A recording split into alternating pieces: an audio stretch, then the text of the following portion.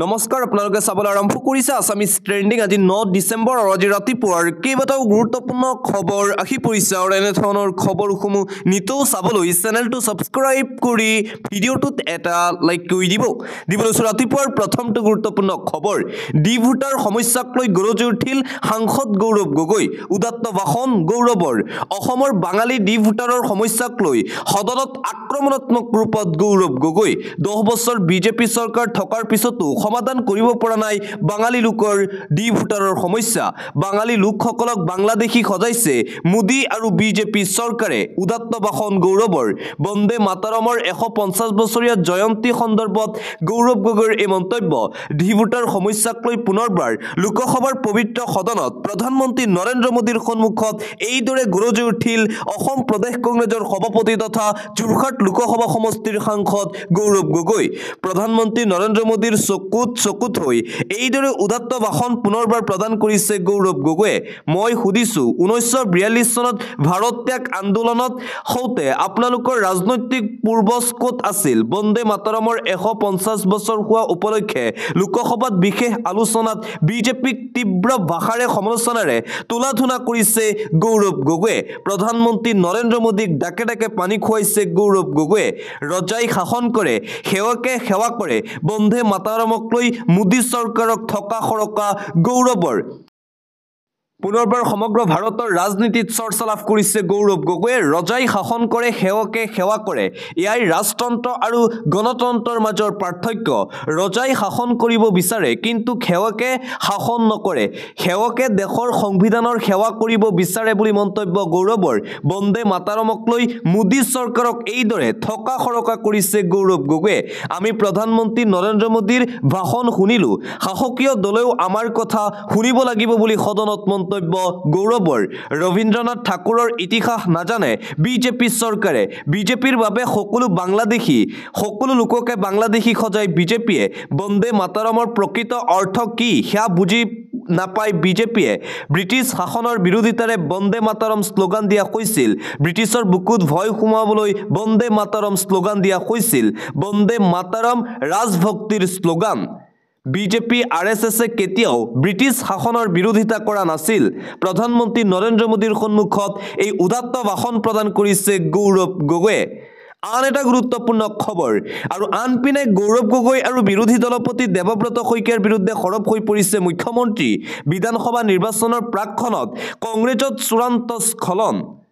কংগ্ৰেছৰ গোটেই ব্যক্তিসকলৰ মানসিক স্খলন ঘটিছে বুলি মন্তব্য হিমন্ত বিশ্ব শৰ্মাৰ নিৰ্বাচনত হাৰিব বুলি তেওঁলোক নিশ্চিত হৈছে বুলি মন্তব্য মুখ্যমন্ত্ৰীৰ ইয়াৰ বাবে ছ'চিয়েল মিডিয়াত কংগ্ৰেছৰ অভদ্ৰামী চূড়ান্ত পৰ্যায় পাইছে হিতেশ্বৰ শইকীয়াৰ পুত্ৰই যদি এজন ব্যক্তিক বাউনা বুলি সম্বোধন কৰে তাতকৈ আৰু স্খলন একো হ'ব নোৱাৰে বুলি মন্তব্য মুখ্যমন্ত্ৰী ডক্টৰ হিমন্ত বিশ্ব শৰ্মাৰ মুখ্যমন্ত্ৰীৰ ঘৰত জন্ম হ'লেই নিজ কোনো ৰজা হৈ নাযায় আমি ৰজা আনবিলাক প্ৰজা এই ধৰণৰ চিন্তা এৰিব লাগে গৌৰৱ গগৈ আৰু দেৱব্ৰত শইকীয়াই গৌৰৱ গগৈ দুয়োজনৰ মাজত এই চিন্তাটো ব্যাপকভাৱে সোমাই আছে বুলি মন্তব্য ৰাজ্যৰ মুখ্যমন্ত্ৰী ডক্টৰ হিমন্ত বিশ্ব শৰ্মাৰ পৰৱৰ্তী খবৰ মুখ্যমন্ত্ৰী হিমন্ত বিশ্ব শৰ্মায়ে অনবৰতে মিছা কথা কৈ থাকে চাৰ্জশ্বীট দাখিলৰ সময় 3 মাহ আইনে বান্ধি দিয়া এইটো নিয়ম মুখ্যমন্ত্ৰীয়ে হয়তো নাজানে 3 মাহৰ ভিতৰত চাৰ্জশ্বীট নিদিলে জামিন পোৱাটো নিয়ম জুবিন গাৰ্গৰ মৃত্যুৰ চাৰ্জশ্বীট দাখিলত অখিল গগৈ গৌৰৱ গগৈয়ে বাধা দিয়া বুলি কৰা মন্তব্যৰ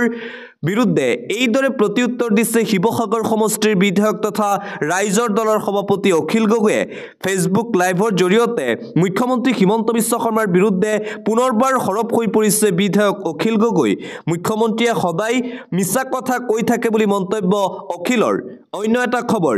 মোৰ সমষ্টিত এজনো ডি ভোটাৰ নাই অসমত মিয়া শব্দটো লেতেৰা শব্দ কৰি পেলোৱা হৈছে মিয়া বুলি ক'লে উত্তৰ প্ৰদেশত সন্মান দিয়া হয় তেজপুৰ কেন্দ্ৰীয় বিশ্ববিদ্যালয়ত বহুত কেলেংকাৰী সংঘটিত হৈ আছে বিতৰ্কিত উপাচাৰ্য শম্ভুনাথ সিঙক অব্যাহতিৰ পাছতে ঘটনাৰ CBI তদন্তৰ দাবী বিৰোধী দলপতি দেৱব্ৰত শইকীয়াৰ দেৱব্ৰত শইকীয়াই কৈছে দেৱব্ৰত শইকীয়াৰ সমষ্টিত এজনো ডি ভোটাৰ নাই মিয়া শব্দ ব্যৱহাৰ কৰি 2026 চনৰ বিধানসভা নিৰ্বাচনীৰ বৈতৰণি পাৰ কৰিবলৈ চেষ্টা কৰিছে মুখ্যমন্ত্ৰী আৰু বিজেপি চৰকাৰে এইদৰে বিজেপি চৰকাৰ আৰু হিমন্ত বিশ্ব শৰ্মাৰ বিৰুদ্ধে সৰব হৈ পৰিছে দেৱব্ৰত শইকীয়া আন এটা গুৰুত্বপূৰ্ণ খবৰ নিৰ্বাচন যিমানেই চমু চাপি আহিছে সিমানেই আগ্ৰাসী হৈছে মুখ্যমন্ত্ৰী হিমন্ত বিশ্ব শৰ্মা বাকযুদ্ধত লিপ্ত হৈছে কংগ্ৰেছৰ নেতাসকলো কংগ্ৰেছক আক্ৰমণ কৰি মুখ্যমন্ত্ৰীয়ে ক'লে সামাজিক মাধ্যমত প্ৰকৃততে শক্তিশালী নহয় কংগ্ৰেছ ভুৱা একাউণ্টৰ জৰিয়তে কংগ্ৰেছে সমাজত ঘৃণা বিয়পোৱা কাম আৰম্ভ কৰিছে এইবাৰ নিৰ্বাচনত কংগ্ৰেছৰ টিকটৰ দৰ 1 কোটিৰ পৰা 10 কোটি টকা পৰ্যন্ত হ'ব বুলি মন্তব্য মুখ্যমন্ত্ৰী হিমন্ত বিশ্ব শৰ্মাৰ 26ৰ নিৰ্বাচনৰ দিন যিমানেই চমু চাপি আহিছে সিমানেই দিনক দিনে আগ্ৰাসী ৰূপ ধাৰণ কৰিছে মুখ্যমন্ত্ৰী হিমন্ত বিশ্ব শৰ্মাই কংগ্ৰেছৰ বিৰুদ্ধে পুনৰবাৰ এই আক্ৰমণাত্মক ৰূপ দেখিবলৈ পোৱা গৈছে হিমন্ত বিশ্ব শৰ্মাৰ আৰু আনপিনে বিধায়ক অখিল গগৈ সন্দৰ্ভতো মুখ্যমন্ত্ৰী হিমন্ত বিশ্ব শৰ্মাৰ মন্তব্য বিধায়ক অখিল গগৈৰ কিবা এটা হৈছে সামাজিক মাধ্যমত অখিল গগৈক কোনোবা গালি পাৰিলে তেওঁৰ নাম লৈ অখিল গগৈ উলটাই গালি পাৰি থাকে গতিকে মই নিশ্চিত অখিল গগৈৰ কিবা নহয় কিবা এটা হৈছে অখিল গগৈ হিৰো মই অখিল গগৈৰ বিগ ফেন এইদৰে অখিল সন্দৰ্ভত মুখ্যমন্ত্ৰী হিমন্ত বিশ্ব শৰ্মাৰ মন্তব্য অন্য এটা খবৰ এটা সময়ত অসমত এছিএছ অফিচাৰ হ'বলৈ 1 কোটি টকা ঘুষ দিব লগা হৈছিল চতুৰ্থ বৰ্গৰ চাকৰি পাবলৈ 5 লাখ টকাৰ ঘুষ দিব লগা হৈছিল এটা সময়ত অসমত দুৰ্নীতিৰে চাকৰি লাভৰ প্ৰতিযোগিতা চলিছিল সমগ্ৰ অসমত আজি এটকাও নিদিয়াকৈ কষ্ট কৰি যুৱ প্ৰজন্মই চাকৰি লাভ কৰিছে চৰকাৰৰ ফালৰ পৰা চৰকাৰৰ নিকা নিযুক্তি প্ৰক্ৰিয়াক লৈ পুনৰবাৰ মন্তব্য মুখ্যমন্ত্ৰী হিমন্ত বিশ্ব শৰ্মাৰ কংগ্ৰেছ চৰকাৰৰ দিনত টকা নহলে চাকৰি পোৱা নাছিল যুৱক যুৱতীসকলে কিন্তু বিজেপি চৰকাৰৰ দিনত বিনা টকাত চাকৰি পায় বুলি মন্তব্য হিমন্ত বিশ্ব শৰ্মাৰ পৰৱৰ্তী খবৰ আপোনালোক নিৰ্বাচনৰ বাবে আমি দেশৰ বাবে এইটো কোনো প্ৰশ্ন নহয় কিমান নিৰ্বাচনত আমি পৰাজিত হৈছো আমি ইয়াত বহি আছো আপোনালোক আৰু আপোনালোকৰ আদৰ্শৰ বিৰুদ্ধে যুদ্ধ কৰিবলৈ আমি ভাৰতৰ বাবে যুঁজি যাম আপোনালোকে এইটো অন্তত বন্ধ কৰিব নোৱাৰে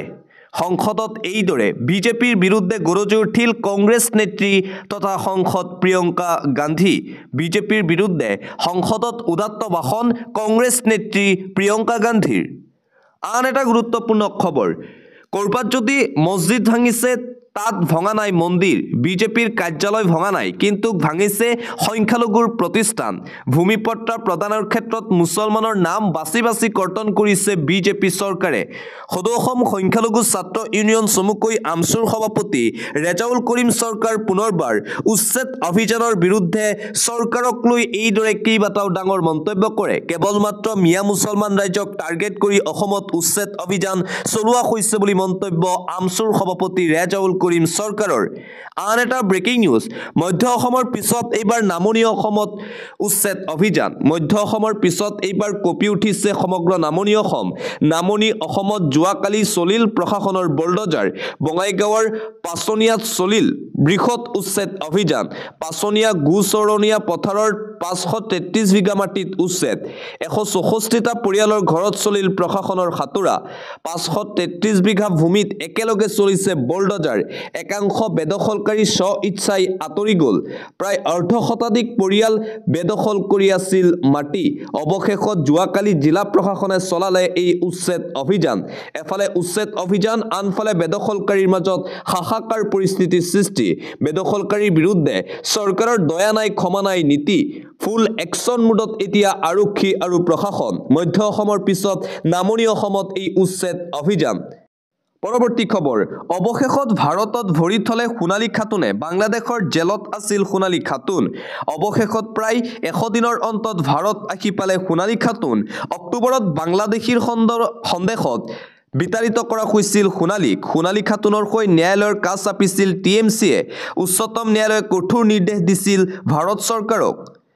গৰ্ভ অৱস্থাত থকা সোণালী খাতুনক ভাৰতলৈ উভতাই আনিবলৈ দিছিল নিৰ্দেশ উন্নত চিকিৎসা সেৱা আগবঢ়াবৰ বাবে চৰকাৰক দিয়া হৈছিল নিৰ্দেশ ন্যায়ালয়ৰ নিৰ্দেশৰ পাছতেই তৎপৰ হৈছিল ভাৰত চৰকাৰ অৱশেষত শনিবাৰে পশ্চিম বংগৰ স্বগৃহত উপস্থিত হয় সোণালী খাতুন বাংলাদেশৰ জেলত প্ৰতিটো দিন মোৰ বাবে আছিল অসহনীয় প্ৰতিটো সময়ত ঘৰৰ লগতে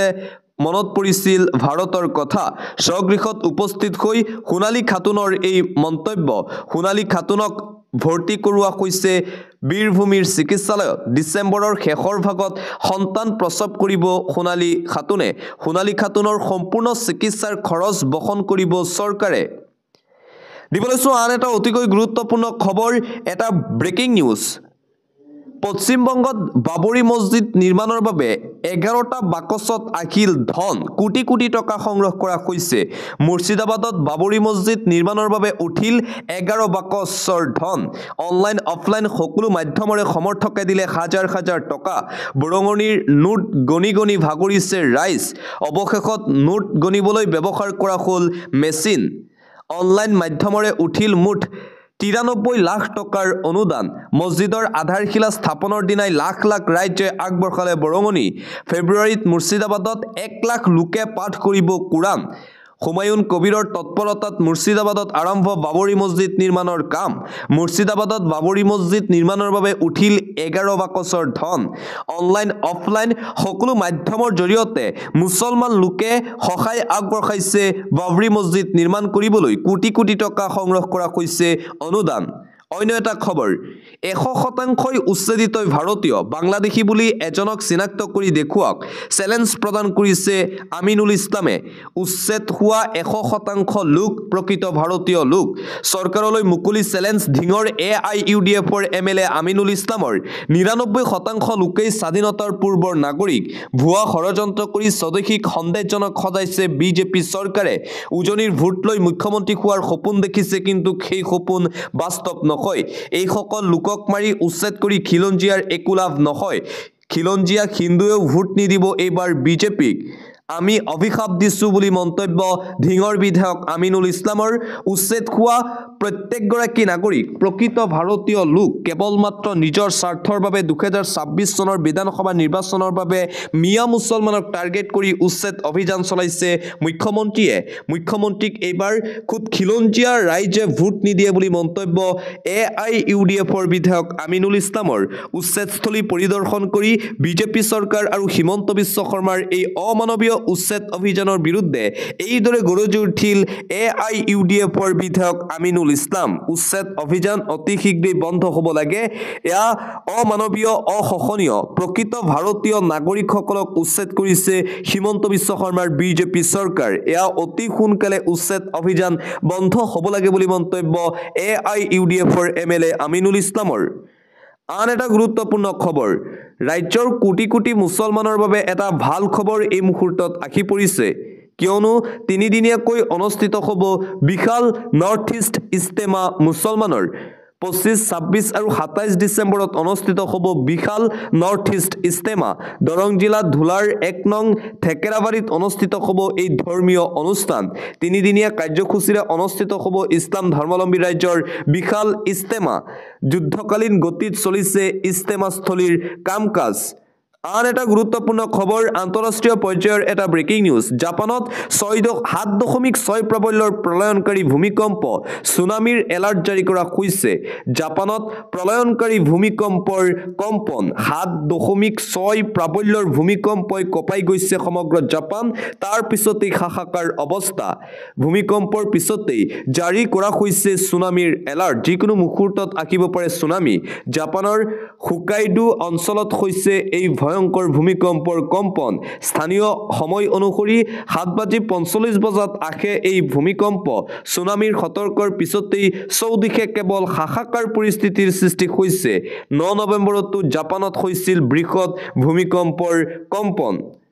আন এটা গুৰুত্বপূৰ্ণ খবৰ আৰু মাত্ৰ কেইটামান মুহূৰ্ত আজি 3,70,000 লোকৰ একাউণ্টত সোমাব চৰকাৰী ঘৰৰ টকা আজি 9 ডিসেম্বৰত আৰু লাখ লাখ লোকৰ একাউণ্টত সোমাব চৰকাৰী ধন মুখ্যমন্ত্ৰীয়ে প্ৰদান কৰিব প্ৰধানমন্ত্ৰী আৱাস যোজনাৰ টকা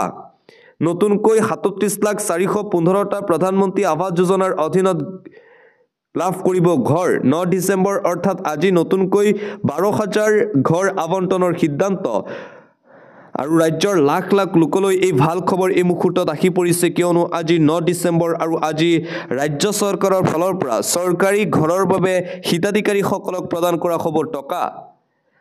আন এটা গুৰুত্বপূৰ্ণ খবৰ এটা ইণ্টাৰনেশ্যনেল ব্ৰেকিং নিউজ আকৌ বিশ্বত আৰম্ভ হৈছে নতুন যুদ্ধ পুনৰবাৰ বিশ্বযুদ্ধৰ উকমুকনি ৰাছিয়া ইউক্ৰেইনৰ যুদ্ধৰ মাজতেই সমুখ সমৰত থাইলেণ্ড 9 শতিকাতে নিৰ্মাণ হোৱা শিৱ মন্দিৰক লৈ দুই দেশৰ মাজত যুদ্ধ পুৱতিনিশা F-35ৰ জৰিয়তে কম্বোডিয়াৰ ওপৰত আক্ৰমণ থাইলেণ্ডৰ ৰকেট লঞ্চাৰ মৰ্টাৰে থাইলেণ্ডক প্ৰত্যুত্তৰ কম্বোডিয়াৰ প্ৰিয় বিহাৰ শিৱ মন্দিৰক নিজৰ বুলি দাবী কৰিলে থাইলেণ্ডে তাৰ পিছতে এই দুই দেশৰ মাজত এতিয়া আৰম্ভ হৈছে যুদ্ধ 26 অক্টোবৰত মালয়েছিয়াত দুই দেশৰ মাজত শান্তি চুক্তি কৰিছিল ট্ৰাম্পে কিন্তু সেই চুক্তিৰ পিছতো পুনৰবাৰ যুদ্ধ দেখিবলৈ পোৱা গৈছে থাইলেণ্ড আৰু কম্বোডিয়াৰ মাজত অন্য এটা খবৰ বিজেপি বিধায়কৰ ধন দাবী বিজেপি বিধায়কৰ আন এক কলংকিত অধ্যায় এইবাৰ পোহৰলৈ আহিছে পুনৰবাৰ বিতৰ্কত বিজেপি নেতা কমিছন নহলে হেনো কাম নকৰে ভাৰতীয় জনতা পাৰ্টিৰ বিধায়কে খুদ বিধায়কৰ বিৰুদ্ধে এই অভিযোগ ডিগবৈৰ বিধায়ক সুৰেন ফুকনৰ ধন দাবীৰ অডিঅ ফাদিল হৈছে আৰু বিজেপি বিধায়কৰ পুনৰবাৰ এই কাণ্ড ধন নহলে কাম নকৰে বিজেপি বিধায়কে ঠিকাদাৰৰ পৰা 4% কমিছন দাবী বিজেপি বিধায়ক সুৰেন ফুকনৰ ইতিমধ্যে সামাজিক মাধ্যমত ভাইৰেল হৈ পৰিছে সেই অডিঅ কল ৰেকৰ্ডিং অন্য এটা খবৰ ভয়ংকৰ দুৰ্ঘটনা থিতাতে মৃত্যু পিতা পুত্ৰ বিদ্যালয়ৰ পৰা উভতাৰ পথত ভয়ংকৰ পথ দুৰ্ঘটনা সংঘটিত হয় থিতাতে নিহত পিতা পুত্ৰসহ 9 বছৰীয়া কণমানি ছাত্ৰী নিহত পিতা ইমাম আলী আৰু 7 বছৰীয়া পুত্ৰ সামাদুল উদ্দিন 9 বছৰীয়া কণমানি ইয়াসমিনাৰো থিতাতে মৃত্যু বিদ্যালয়ৰ ছুটিৰ পিছত পিতৃয়ে বাইকেৰে আনিছিল দুয়োকে দ্ৰুতবেগী ট্ৰাকে মহতিয়াই নিয়ে দুচকীয়া বাহনক ঘটনাত থিতাতে শেষ তিনিওৰে জীৱন ভয়ংকৰ পথ দুৰ্ঘটনাৰ ঘটনাৰ পিছতেই ভাঙি চুৰমাৰ দুৰ্ঘটনা সংঘটিত কৰা ট্ৰাক ঢেকিয়াজুলিৰ ধলগুৰিত এই শোকাবহ পথ দুৰ্ঘটনা সংঘটিত হয় AS01NC নম্বৰত ট্ৰাকখনে খুন্দা মাৰে বাইকক